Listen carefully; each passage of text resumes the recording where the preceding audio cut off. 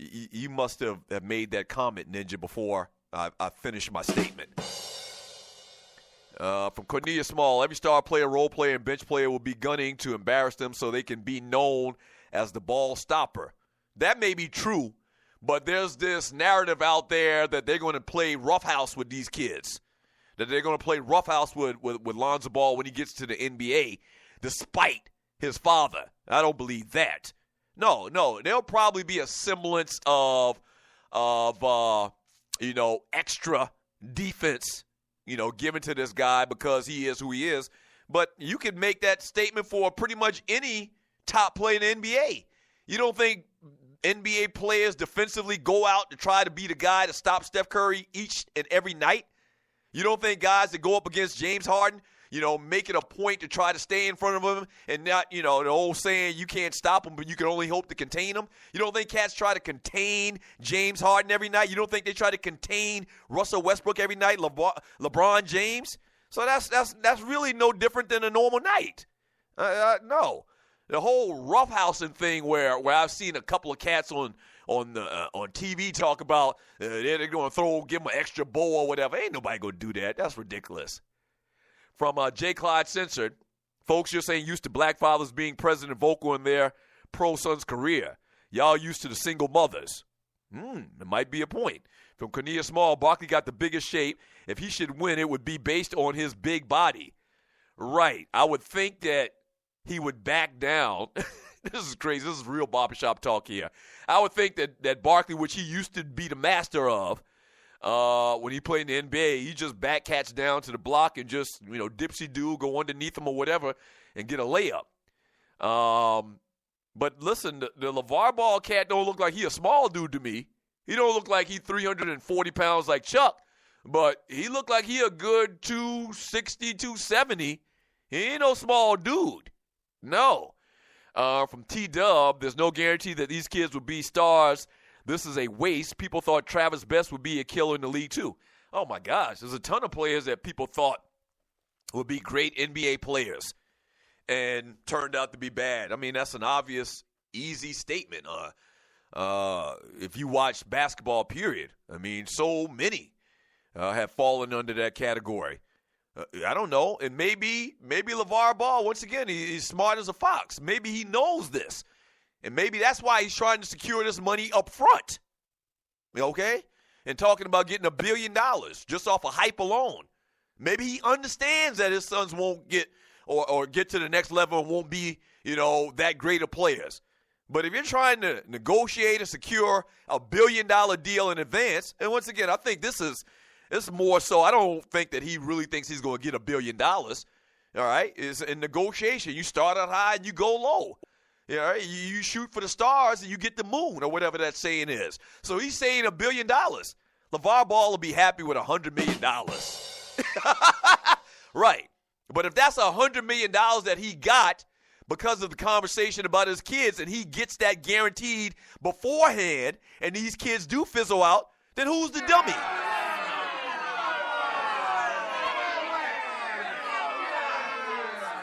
I just don't think people are giving this cat enough credit. If he's trying to secure a deal in advance and he does that and his kids hadn't played 1 minute in the NBA, he wins. He wins.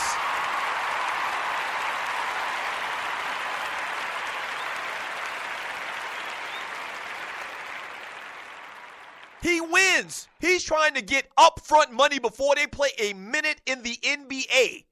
Maybe they don't get $1 billion, but damn it, he set the bar high. So if we're going to start with $1 billion, he's saying to Nike and Adidas and Under Armour, you crazy, we ain't giving you no $1 billion, but how about we give you $200 or $300 million? $200 or $300 million for some cats that may not even amount to anything in the NBA? He wins. Y'all don't get this.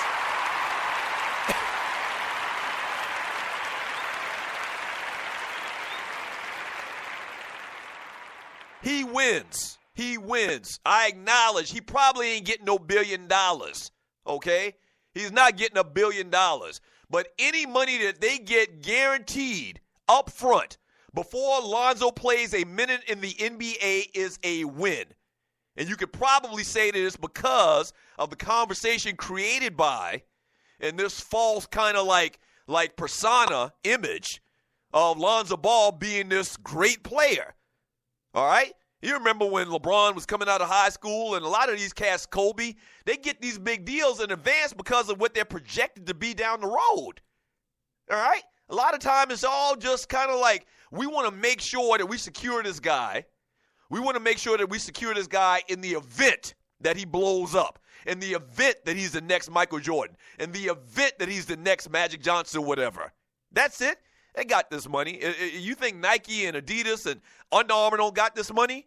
They got that money. They got the money to get to this kid and his daddy, man. And it ain't going to be $1 billion, once again.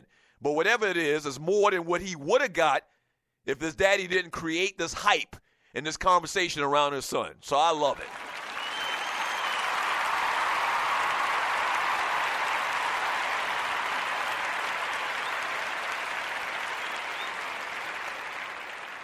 From Clay, we sick Boss Davis. Nike gave LeBron a $100 million deal for 10 years before he even played a game in the NBA. That's what I'm saying. That's it. That's the perfect comment. That's exactly right. From Fel Pay. Hell, LeVar Bell saw Trump get elected president and said to himself, this shit might work. Right.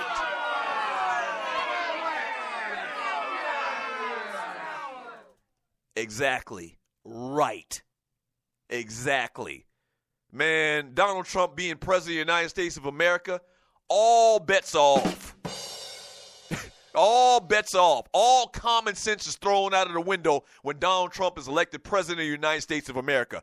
All bets off. Anything is possible. Right. You sit around and you watch this campaign over the last year and a half or so, and you see this man, all of the crazy, inflammatory, ridiculous, stupid-ass things he said over the past year and a half, and he still won? Yeah, give me $1 billion.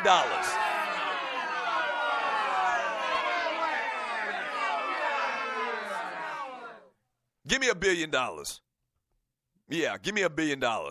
From Grego X Squad, I know Jay Clyde, pay attention to this teacup and spoon. From T-Dub, this dude is not LeBron, bad comparison. You don't know T-Dub. You don't know what he is. You don't know what he is. A lot of cats came out of high school. You would have probably said the same thing. You may have thought that Kwame Brown was going to be the greatest NBA center of all time coming out of high school. You didn't know based on what he did in high school. You didn't know what he was going to do. This kid reminds me of Jason Kidd. I'm not the only person to say that. He looks like a better shooter than Jason Kidd at this point in his career. Jason Kidd couldn't shoot for a long time. Ended up being one of the greatest three-point shooters ever. Jason Kidd got better over time. This kid right now projects like Jason Kidd. Makes fantastic passes. He's a floor general. He looks like a consummate point guard, Magic Johnson type like point guard. Will he be Magic Johnson? I don't know. But he looks kind of familiar to Jason Kidd and Magic to me. You know, good size, good height. And here's the thing about it, man. This guy makes everybody around him better. I don't know what he's going to be in the NBA. But damn it, he got some good little indicators. And it's not like he can't play. It's not like he's going to get drafted in the second round. It's a lock. He's going to be the first, second, or third pick. It's a lock. What? I like it, man. I mean, keep talking, Daddy. From Uncle Mike and all of L.A. clown Russell Westbrook when he turned pro after his freshman year at UCLA. Who's laughing now? Very good point.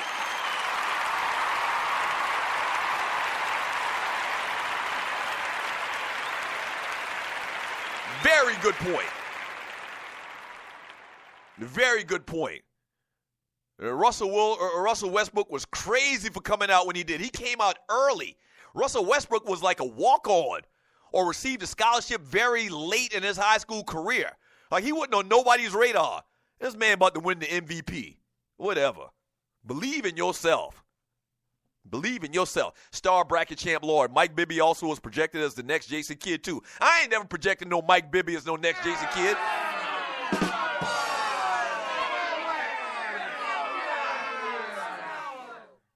No, just because he's light skinned, he gonna be Jason Kidd?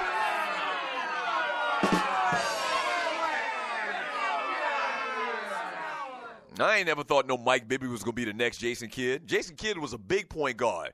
Mike Bibby was a small point guard when he played at Arizona. Hell, I liked, did Bibby play with Miles Simon? I like Miles Simon. What was the other dude that played for them, the dark-skinned dude? Played in the NBA for a couple of years with that Arizona team. So it was Bibby, it was Miles Simon, and I can't remember the other dude, the dark-skinned dude. But I like Miles Simon. Miles Simon, I don't think played a minute in the NBA. So you don't know. I agree, you don't know, but you never can tell.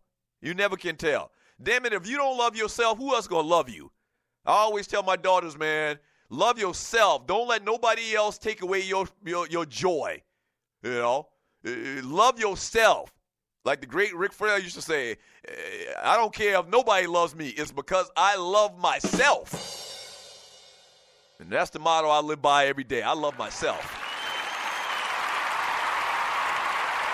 Mike Dickerson, thank you.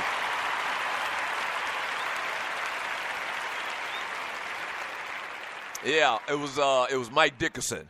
And I think Dickerson played in the NBA a couple of years. I think he played for the Memphis, or at that time, the Vancouver Grizzlies. I think he played for the Grizzlies for a couple of years. From Clay, we sick Boss Davis. So we got a problem with a black father hyping his son's basketball abilities. That's, at the end of the day, that's kind of how I look at it. Like, this happens all the time, everywhere. When you talk about golf and you talk about tennis, you talk about these individual sports. I mean, Earl Woods did the exact same thing about Tiger Woods, about his son Tiger. It seemed like it was a pretty good guess to me. It was a pretty good evaluation to me. All right. You remember Earl Woods said, what is it that he said about Tiger? He said Tiger was going to be more important to this country than, like, I don't know, George Washington or Abraham Lincoln or something crazy, something real crazy. Now, of course, Tiger, didn't, amount to a guy that changed, the world and how it works and that level of talking. But Tiger Woods is the best golf player I ever seen. Most of y'all seen too. He was right. Richie Williams said the same. Richie Williams sounded crazy as a Mickey Ficky when he was talking about Venus and Serena. I mean, look at them. From Compton, didn't have professional training, wasn't on all of these little pro-am tours, nothing of that. This man was training them by himself. He got a coach for him. The coach he didn't like. He didn't think the coach was doing the right thing, and he knew it. He knew what them girls had. He knew how hard they worked and how good they were, how much talent that they had. So the same people criticizing LeVar Ball, the same people criticizing LeVar Ball cat, the same people that thought Richard Williams was crazy and thought Earl Woods was crazy too. How you like me now?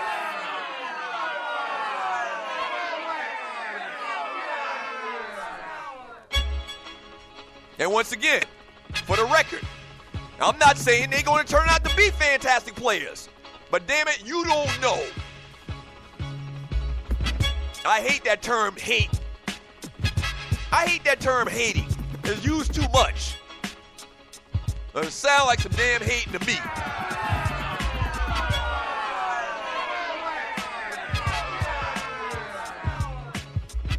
You don't believe in yourself, who will believe in you? My old man used to say that all the time. Once you down yourself, if you don't believe in you, who will? She.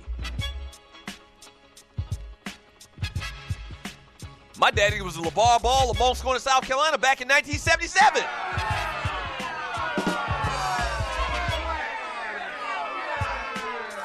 You couldn't tell my old man that his sons weren't going to be the bomb. They weren't going to do big things in life. You couldn't tell him that. And damn it, for the most part, shut up! For the most part, he was right. Back in 3 minutes, the Doug Stewart Show. Damn right.